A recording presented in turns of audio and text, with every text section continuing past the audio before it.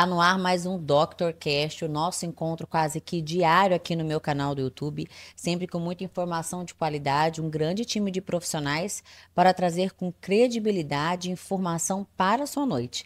E eu tenho o privilégio de receber pela primeira vez aqui na nossa bancada, doutora Taina Israela, ela que é sócio proprietária da Clínica do Bem, e vai aqui hoje contar um pouquinho da sua trajetória e falar sobre o autismo.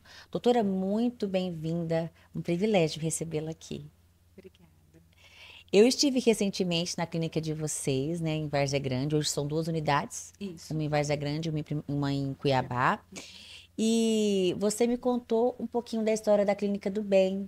Eu gostaria hoje que você falasse da história da clínica para quem está nos acompanhando. Eu falo que eu admiro muito a história de superação e eu vejo que a Clínica do Bem hoje ela vive de fato o propósito dela, com crianças com autismo, né? Isso. A Clínica do Bem, ela começou em Várzea Grande, a nossa matriz fica em Várzea Grande. Uhum. Nós começamos de uma forma bem humilde, né, com 4 portas, e com apenas um paciente que a gente tinha. O nome do paciente é Benjamin, Olha né? aí, Por isso que é Clínica do Bem com N, né? que bênção. Foi uma homenagem a esse primeiro paciente na qual eu avaliei, eu intervi, né? E ele veio com atrasos muito significativos, né? Do neurodesenvolvimento. Não Uhum. era verbal, era bem agressivo, às vezes autolesivo. E foi um desafio e tanto para mim, né?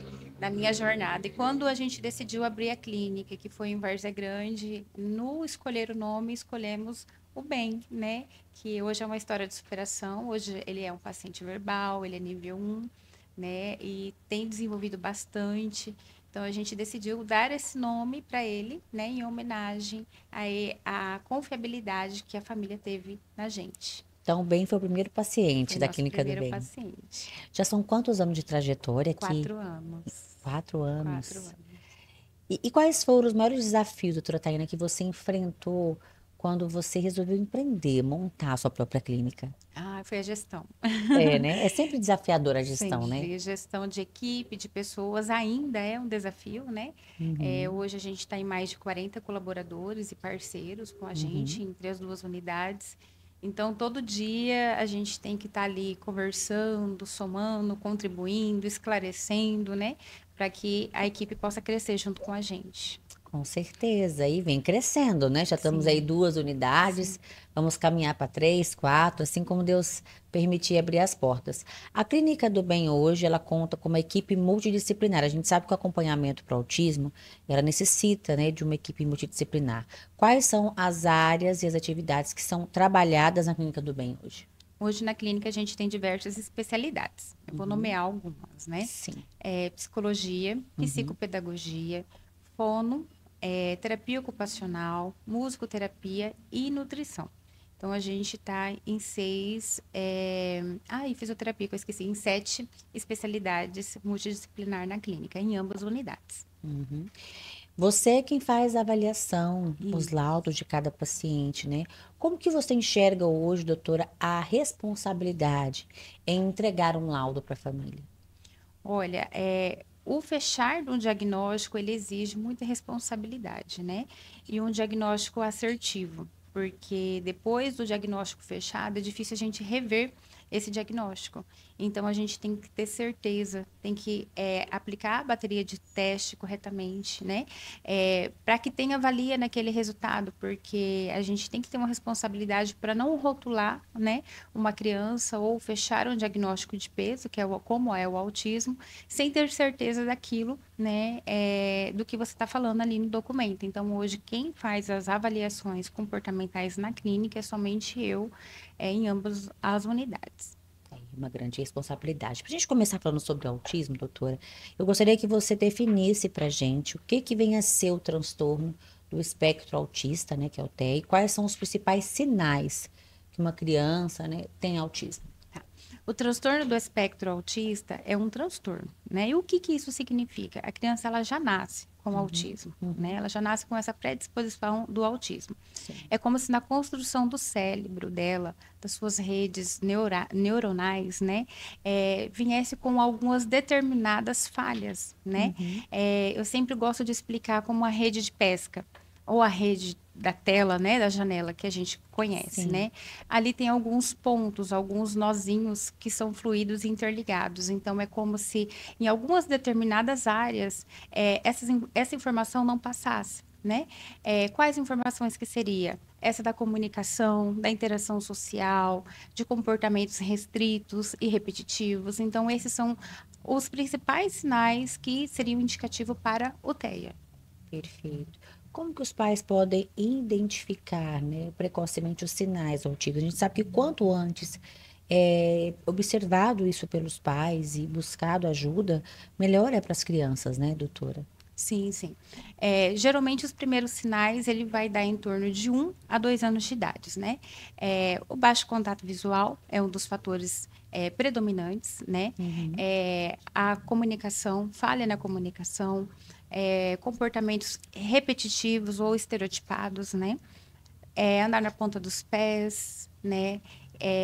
São um dos fatores que o pai pode identificar e levantar um sinal de alerta. Aquela criança que brinca isoladinha no cantinho dela, enfileira brinquedos, fica brincando com os dedinhos, olhando para o nada, tem uma agitação constante, né?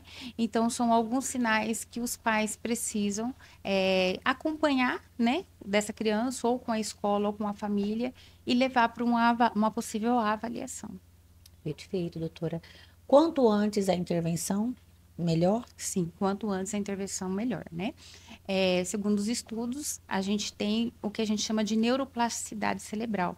Essa neuroplasticidade, ela acontece dos 2 anos de idade até os 5 anos de idade. É quando o cérebro da gente ainda ele é maleável, ele é plástico para receber as informações, né? Uhum. Então, quanto mais cedo essa criança for exposta a estímulos, à aprendizagem, que é uma aprendizagem que a gente faz na clínica com as crianças, mais rápido ela tende a se desenvolver, né? Eu costumo falar que é como se fosse uma massinha de modelar. Então, até os 5 anos de idade, a gente brinca, a gente manipula, né? Aquela massinha, a gente consegue modelar ela. E depois dos 5 anos, essa massinha começa a virar uma argila. Então, fica mais difícil a gente agregar conhecimento, facilitar conhecimento, né? Porque não está mais na fase da neuroplasticidade cerebral. Então, a idade precoce é até os 5 anos de idade. E a gente sabe que o autismo, apesar de não ter cura, você consegue ter uma progressão, né? Por exemplo, nível 3, 2, o 3 pode se tornar nível 2 pode se Pode. tornar nível 1. Pode haver essa regressão disso, doutora? Pode sim haver a regressão, né? Esse caso que eu falei do meu primeiro paciente mesmo, né? Uhum. Ele era um paciente nível 3. Por quê? Porque ele não era verbal, né? Agressivo, autolesivo, ainda estava na fralda, com 3 anos de idade. Então, a gente consegue ver que existia um atraso no neurodesenvolvimento dele, um atraso no marco do desenvolvimento dele, que não acompanhava aquele grupo da idade dele, né? Uhum. Então, com as terapias intensivas e diárias, nós conseguimos muitos ganhos com ele. Claro que ele ainda está dentro do espectro, ele ainda tem algumas barreiras de aprendizagem, né? Mas já é uma criança verbal e funcional. Então, do nível 3, hoje ele se encaixaria no nível 1. De Sensacional. apoio, né? Então ele já sabe pedir, mãe, eu quero ir no banheiro, eu estou com sono, eu estou com fome. Claro que às vezes, quando ele está bombardeado de estímulos, ele não tem essa capacidade de falar, né, funcionalmente. Às vezes vai invocar um comportamento ali inapropriado, de chorar, se jogar no chão, né? E aí a gente fala assim, eu não entendo. E aí ele consegue se regular, né, e trazer uma comunicação mais assertiva. Com certeza. Como que funciona, doutora, o trabalho, né, multidisciplinar na Clínica do Bem? Como que vocês dividem esse trabalho multidisciplinar e quais são as principais terapias indicadas para as crianças do TEA, com TEA? Sim. As terapias, elas são divididas conforme a prescrição médica. Uhum. O autismo, ele não é igual, né? Ele é diferente. Então, cada paciente é de um jeito. Então, a médica vai avaliar esse paciente, a neuropediatra, né? Ou a pediatra que assiste esse paciente, e vai passar ali a prescrição necessária para o desenvolvimento daquela criança, né? A maioria dos casos é psicologia, né? Na análise do comportamento aplicada, terapia ocupacional, fonoaudiologia, né? Devido à falha na comunicação receptiva e expressiva, por mais que a paciente às vezes é um nível 1, é verbal, consegue falar, mas costuma se apresentar uma falha muito grande na comunicação receptiva e a expressiva. O que que seria a diferença dela, né? A expressiva é essa que eu estou fazendo, falando com você, me expressando. E as Uhum. crianças têm essa dificuldade. A receptiva é essa que você está fazendo, me ouvindo e recebendo aquilo que eu estou falando. Então, em casos de paciente nível 1, geralmente tem essa dificuldade nessas comunicações, tanto expressiva quanto receptiva, né? E aí Uhum. vem fisioterapia motora para aquelas crianças que têm hipotonia muscular, né? Ou dificuldades motoras, nutrição para aquelas que têm seletividade alimentar severa, que têm a dificuldade de manipular alimentos, tocar, cheirar, né? Então, é formado uma terapia ali totalmente lúdica para que a criança tenha a aproximação com aquele alimento. Então, o primeiro passo é aproximar a criança daquele alimento, sentir o cheiro, sentir a textura, brincar com ela, pintar a banana, pintar a maçã, né? Fazer carimbinho com as frutas para depois ela cheirar e o por último que ela vai comer. Então, tudo um processo. Então, Sim. cada caso e a distribuição depende da dificuldade que aquele paciente apresenta. O que que os pais, doutora, devem considerar ao escolher um tratamento para os seus filhos? As certificações, né? A formação dos profissionais, conhecer sobre a clínica, fazer a visita técnica, né? Pedir ali as certificações, ver se aqueles profissionais, aquela equipe está apta para desempenhar aquela função, aquele papel, conforme a prescrição que o médico solicitou, né? Uhum. Para que não haja prejuízo para a criança. Perfeito. Como que as escolas, doutora, elas podem se preparar melhor para receber essas crianças autistas? A gente vê uma dificuldade muito grande dos pais em darem continuidade com essas crianças nas escolas, né? Ingressarem elas no colégio. Como que as escolas precisam, né, e podem se preparar melhor para receber essas crianças? Primeiro, com conhecimento, né? A escola, ela é uma aliada muito forte da clínica, desde que ela nos dê essa oportunidade para que a gente possa ir lá conversar, orientar e somar junto com ela. Hoje, uma dificuldade muito grande é das escolas, às vezes, não dá essa abertura entre equipe e escola. E ninguém trabalha sozinho, né? Uhum. São vários pilares, casa, clínica e escola. Então, a escola precisa ter, no mínimo, o conhecimento do que é o autismo, como lidar numa crise, como lidar com aquela criança, né? Capacitar aquele profissional auxiliar de sala, o CAD, ou TD, ou AT, que a escola vai ter ou não, né? Sim. E dar essa abertura para que a clínica esteja lá com ele, somando pontos, né, para ajudar no desenvolvimento dessa criança, porque enquanto essa criança está nessa escola, digamos ali que a responsabilidade do desenvolvimento é da escola, e se a gente não puder entrar para somar pontos, né, para explicar como que é o manejo com aquele comportamento, não é nossa, a criança ela dá passos para trás, né, no seu desenvolvimento. Com certeza. Quais desafios, doutora, a família enfrenta, né, no dia a dia com uma criança autista e como que elas podem superar esses desafios? Eu sei que o trabalho que vocês desenvolvem nas clínicas não é só com os filhos, né? Mas é com os pais também. A Sim. equipe, a família está bem amparada, preparada, é muito importante, né, doutora? Sim, sim. A gente faz um trabalho, né, de orientação familiar, né, capacitação familiar também.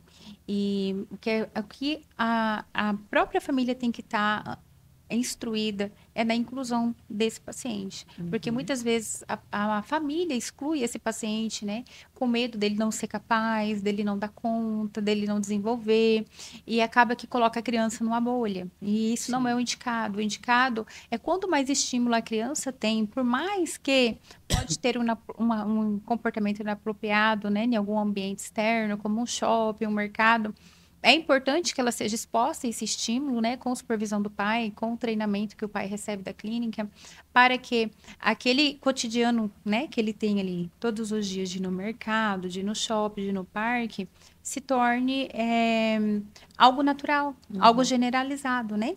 Então, às vezes, a própria família tem essa preocupação do que as pessoas vão pensar, do que as pessoas vão achar, né? Daquela criança se desregular ou ter algum comportamento inapropriado no ambiente público. Então, eu sempre oriento os pais, né, a estarem presentes na vida dessas crianças e ouvir a orientação que a equipe dá, né? Não só a gente como psicólogo, como as demais também áreas, né? Com certeza. E qual que é o papel da sociedade, né, nessa inclusão de pessoas com autismo? Ainda temos muitas barreiras, apesar de tanto acesso à informação, doutora? Temos muitas barreiras. É, a pessoa ela só vai buscar ter conhecimento quando ela tem um caso na família. Quando ela não tem nenhum caso na família, acaba que a pessoa não tem esse interesse, se não é da área, de buscar esse conhecimento. E acaba que o julgar a família é, digamos, mais fácil, né? Do que compreender, do que ser empático, né? Eu Sim. vou citar até um exemplo de quando eu fui no shopping. Teve um dia que eu estava no shopping como mãe, estava com a minha filha, né, no meu papel de mãe também, Sim. e uma criança teve um comportamento, né, inapropriado, se desregulou, se jogou no chão, e todo mundo olhou, né, inclusive eu também olhei para ver o que estava acontecendo, porque o grito foi muito forte, e aí eu olhei, no pescoço da mãe tinha o cordão, né, do autismo. Ah, tem uma identificação. E isso tem uma identificação para o autismo. E aí, naquele momento, eu percebi, né, que era uma criança, que se tratava de uma criança que poderia estar numa crise devido ao excesso de estímulo daquele ambiente, porque a gente sabe que as crianças com autismo têm a hipo e a hipersensibilidade, né? Então, às vezes, o som, o cheiro, muita gente acaba que atrapalha e desregula elas. E essa criança estava no momento de crise, todo mundo olhou, alguns olharam com cara feia, né? Sim. Por não entender do que se tratava. E aí, quando eu logo identifiquei que era, tentei agir naturalmente para que não envergonhasse a família, porque a família estava completamente assim constrangida daquela situação. Então, assim, a sociedade precisa também estar por dentro, né, dessa identificação, que é o cartão do autismo, que é o cordão do autismo, tem o cordão também de deficiências invisíveis, né, que a gente fala, que é o cordão do girassol. Então a gente sabe, doenças ocultas, né, corrigindo, doenças ocultas, que é o cordão do girassol. Então, ali já mostra que pode acontecer de uma hora para outra ter algum comportamento, né, que assuste quem não tem esse conhecimento. Então, às vezes, além da pessoa ajudar, né, ela acaba julgando com o olhar e acaba que a criança também sofre, né, essa exclusão, esse preconceito, né, e a família deixe de ir para shopping, ir para o mercado com medo da criança ter esse comportamento. Então, a pessoa só vai buscar conhecimento quando tem um na família, quando chega a ter um na família. Quando bate na Quando porta, né? bate na porta. E não há essa Desse jeito. necessidade, porque a internet está aí para todo mundo, né? A O que nós gente estamos fazendo aqui fala. é isso, né? Levando Isso, levando informação para alertar as informação, para pessoas. alertar as pessoas, buscar conhecimento, buscar como acolher essa família, né? Então, para que tenha essa visão mais humana, mais sensível numa situação de um comportamento como esse que eu presenciei. Com certeza. Quais dicas, doutora, você deixaria para os pais, né, que estão recebendo o diagnóstico do filho agora, né? A gente sabe que é desafiador para os pais, muitos pais encaram de maneira tranquila, outros nem tanto. Quais dicas, né? Qual mensagem você deixaria para esses pais? Primeiro, buscar conhecimento no YouTube, né? Ele é rico de informações, principalmente se a gente buscar nomes, né? Tiago Castro, Maíra Gaiato. Então, a gente consegue ali ter uma fonte de conhecimento incrível do básico, né? Do que é o autismo, quais são os níveis do autismo, né? O que pode ou não acontecer dentro daquele espectro. Buscar cursos que esses profissionais colocam no mercado, que são cursos baratos, né? Acessíveis, para que eles possam fazer e também estimular a criança em casa, porque eu sempre falo, a maior parte do tempo que a criança passa, por mais que faz clínica e escola, é com a família. Porque Uhum. no final de semana, no feriado, à noite, está com a família. Então, a família precisa estar preparada também, com um mínimo de bagagem ali, para poder também somar no desenvolvimento dessa criança. Quando está interligado, né? Casa, família, escola, o ganho da criança é muito maior Com e mais certeza. rápido, né? Doutora, o acompanhamento multidisciplinar, ele é contínuo, né? Uma criança, uma Isso. vez diagnosticada com TEA, ela tem que fazer o acompanhamento contínuo. Como que é feito também esse acompanhamento dos pais? Vocês também fazem esse acompanhamento dos pais de forma contínua, para estar ali amparando? Eu sei que no início que é mais difícil, né? Uhum. Mas vocês fazem esse acompanhamento contínuo com os pais também? Sim, sim. As devolutivas, elas são diárias, né? Uhum. Então, levou a criança para a clínica, digamos que ela ficou lá das 7 às 11, das 7 ao meio-dia, né? Por ser intensiva. Então, no final da sessão, a profissional vai dar o feedback de como foi aquele dia da criança. Se conseguiu ter algum ganho, se não conseguiu, se a criança estava desregulada, né? Então, vai passar ali o que foi trabalhado com aquela criança. E tem o prontuário dela, que a gente Uhum. faz semestralmente, né? Que a gente chama de plano de evolução. Então, o plano de evolução seria a régua de ganhos que essa criança teve, né? Então, a Sim. gente reaplica o teste dessa criança, né? E aí a gente consegue identificar quais ganhos que aquela criança teve, quais ganhos aquela criança precisa ter. E aí, caso não tenha, a gente volta e faz de novo aquele treino daquela habilidade. Perfeito. Eu vou chamar um rápido bloco comercial e a gente já volta para sua mensagem final. A gente despedir de quem está nos acompanhando, tá bom? Tá bom? Vamos para um rápido bloco comercial e já voltamos. Na Vitaforma, nosso propósito vai além da suplementação. Acreditamos que investir em saúde é construir um futuro de qualidade, energia e vitalidade.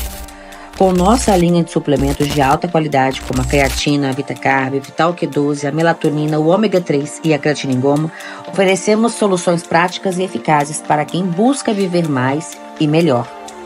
Escolher Vitaforma é priorizar sua saúde e a sua longevidade. Somos mais que uma marca de suplementos, somos um parceiro na sua jornada de bem-estar e evolução. Vive intensamente. Invista em você.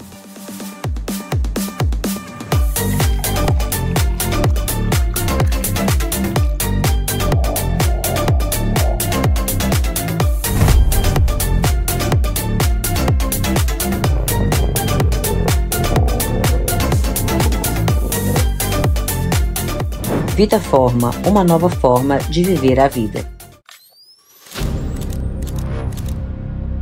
Não tem como não se curvar à potência da natureza. Além de observar, me resta sentir cada uma de suas paisagens.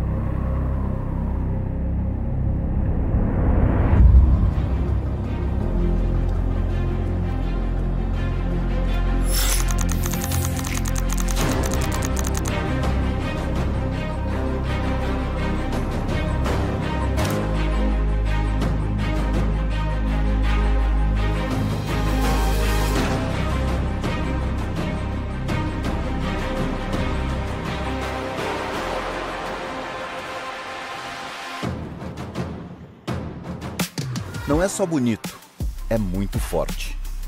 É como dirigir o Haval H6 GT sentindo toda a potência dos 393 cavalos, combinado com os 2 motores elétricos e um motor a combustão. É poder desbravar esse cerrado com uma energia limpa. Essas construções milenares são 3 formações geológicas com milhares de anos, uma sendo construída em cima da outra, formando um cenário único. Se fosse um carro, ele uniria o esportivo ao SUV. Vocês sabem do que eu estou falando, né? Para aproveitar o melhor de tudo, basta unir o futuro com a simplicidade. Não tem como sair indiferente de um lugar como esse. Estar aqui é ganhar força para seguir adiante. Diferente. E com certeza, totalmente renovado. O único lugar que não dá para desacelerar é dentro do Haval H6 GT.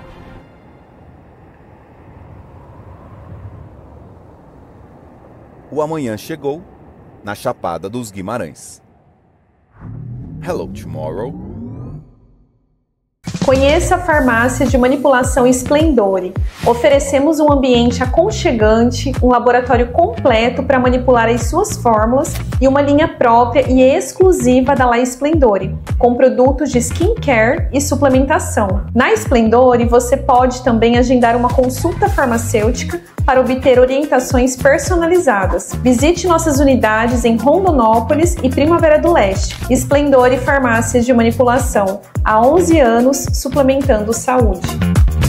Estamos de volta depois de um rápido bloco comercial com a doutora Taine Israela, ela que é sócio proprietária da Clínica do Bem, que nós temos aqui em Várzea Grande e também em Cuiabá. São 2 unidades, uma empresa em crescente, fazendo história para acompanhamento de pacientes com TEA, com autismo. E hoje nós podemos falar um pouquinho sobre autismo, acompanhamento multidisciplinar, acompanhamento da família, o papel da sociedade também. Então, várias temáticas foram abordadas nesse conteúdo, inclusive você que está nos acompanhando, que queira rever, queira acompanhar na íntegra, é muito fácil. Basta vocês acessarem nossa plataforma do YouTube Dr. Cash, onde ficam anexados todos os conteúdos. Doutora, uma noite de muita informação, né? Isso. Muito conteúdo bacana aqui. Doutora, fala um pouquinho pra gente quais são os projetos para 2025 da Clínica do Bem, né? Eu sei que a clínica está em crescente, eu estive lá recentemente, reforma na unidade de Várzea Grande, né? Uma empresa que vem crescendo muito. Quais são as novidades para 2025? E bastante reforma. Estamos desde janeiro ampliando a unidade de Várzea Grande, né? Aumentamos algumas salas lá, não tínhamos nutrição até janeiro, né? Sim. Então, esse ano implementamos já a nutrição especializada, né, para seletividade alimentar no autismo, né, terapia alimentar também. E também aqui na unidade de Cuiabá, né, na nossa filial, também fizemos ampliações de sala e também inserimos a nutrição lá. Né?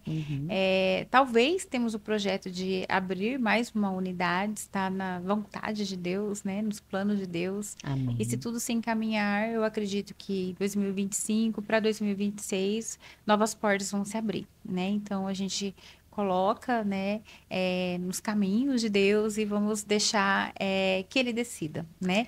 As clínicas estão cheias, né? Isso a gente sabe. Em algumas unidades já temos lista de espera, que é no período da manhã em Cuiabá, né? Então, a gente tem pensado nisso devido a realmente não ter mais vagas e a procura está grande, né? A gente continua tendo procura, a gente recebe, eu pelo menos recebo muitas mães que me procuram, olha, fulana me indicou e eu quero que seja aí na sua clínica, eu preciso que seja aí, né?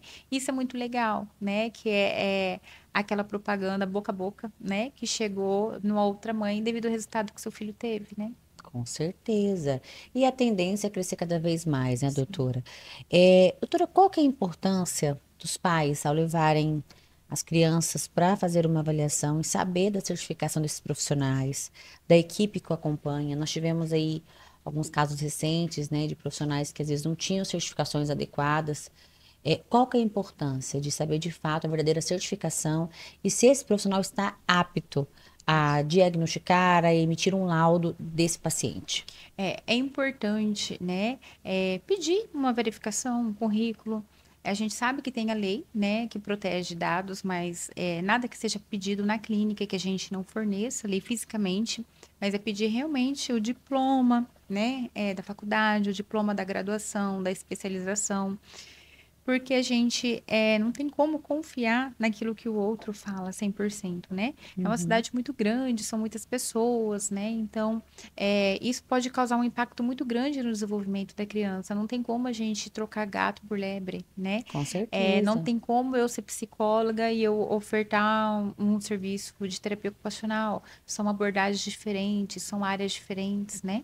Então, tudo tem que ser dentro ali da sua especialidade, dentro daquilo que você estudou, né? Para que o paciente não seja prejudicado de alguma forma e deixe de ter ganhos na sua evolução. Com certeza.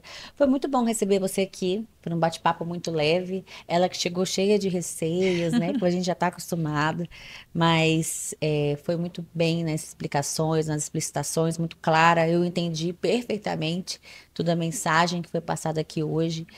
Desejo muito sucesso para a Clínica do Bem. Espero ter você aqui mais vezes, doutora. Eu sei que o autismo é um tema que nós temos que difundir muito. É algo cada vez mais presente na nossa sociedade e é de suma importância que nós façamos esse trabalho aqui de comunicar, de informar, de trazer informações acerca do autismo. Muito obrigada, viu? Obrigada eu pela oportunidade. Doutora, para quem queira acompanhar o seu trabalho nas redes sociais, qual o Instagram?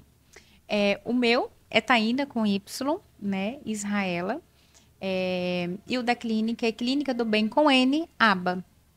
Perfeito, é isso aí. Vocês queiram acompanhar, lá tem vários conteúdos incríveis que a doutora sempre anexa. Esse conteúdo também vai ficar salvo aqui nessa plataforma. E eu peço a você que compartilhe essa informação, porque o trabalho ele só começa aqui. A informação ela só inicia aqui, ela continua através de você, que pode replicar e fazer com que essa informação chegue a muitos e muitos lares. Muito obrigada, doutora. Até breve. Vocês que nos acompanharam, eu espero vocês amanhã, nesse mesmo horário, com mais um Dr. Cash. Até lá.